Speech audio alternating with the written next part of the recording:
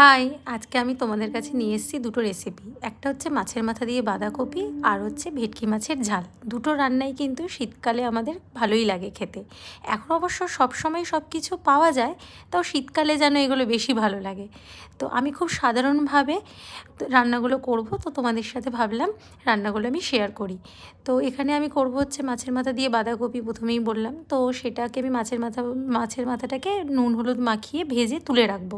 আর বাঁধাকপিটাকে কেটে আমি সিদ্ধ করে জল ঝরিয়ে নিয়েছি। এবার তেলের মধ্যে আমি ডুমো ডুমো করে আলু দেবো, ওটাকে ভাজা ভাজা করব। আর একটা পাত্রের মধ্যে আমি নুন, হলুদ আর জিরে গুঁড়ো এটাকে মিশিয়ে ওই ভাজা আলুটার মধ্যে দিয়ে দেবো। কিছুক্ষণ মশলাটাকে একটু কষাবো, তার মধ্যে মাছ ভাজাটাও দিয়ে দেবো, মানে মাছের মাথা ভাজাটাও দিয়ে দেবো। দিয়ে ওর মধ্যে বাঁধাকপিটা কিছুক্ষণ পর দিয়ে দেবো। আর একটা টমেটো 4 টুকরো করে এবং 3-4টে কাঁচা লঙ্কা দিয়ে ভালো করে নাড়াচাড়া করে গ্যাসটাকে সিম করে আমি ঢেকে দেবো। আর আমি দুটো রান্নাই পাশাপাশি করছি। আর এদিকে ভেটকি মাছটা নুন হলুদ দিয়ে ভেজে নিয়ে, নুন হলুদ মাখিয়ে ভেজে নিয়ে তুলে রাখবো। কড়াইয়ের মধ্যে দেবো হচ্ছে তেল, সর্ষের তেলেই আমি দুটো রান্না করছি।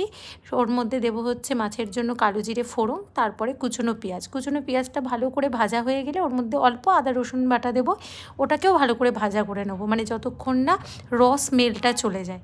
তারপরে ওর মধ্যে মশলার জন্য আমি দেবো হচ্ছে টমেটো কুচি, কাঁচা লঙ্কা কুচি, আর হচ্ছে হলুদ গুঁড়ো, লঙ্কা গুঁড়ো, আর অল্প জিরে গুঁড়ো, আর আন্দাজ মতন একটু মিষ্টি, যেটা রান্নাতে যেটুকু লাগে ব্যালেন্স করার জন্য স্বাদটাকে। তো ভালো করে মশলাটাকে কষাবো। মশলা থেকে যখন তেল ছেড়ে যাবে তখন আমি উষ্ণ গরম জল দেবো, এবং জলটা ফুটে আসলে আমি মাছ ভাজাগুলোর মধ্যে দিয়ে দেবো। তখন আমি গ্যাসটা প্রথমে হাই ফ্লেমেই রাখবো, তারপরে গ্যাসটা সিম করে দেবো।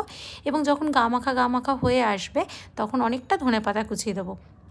এখন তো শীতকালে ধনেপাতা কুচি খুব ভালো লাগে রান্নাতে, বেশিরভাগ রান্নাতেই ভালো লাগে। তো আমার দুটো রান্না প্রায় কমপ্লিট, এবং বাঁধাকপিটা নামানোর আগে গরম মশলা দিয়েছি। তো তোমরা বলো রান্না দুটো কেমন লাগলো। খুবই সাধারণ, যদি ভালো লাগে লাইক করো, শেয়ার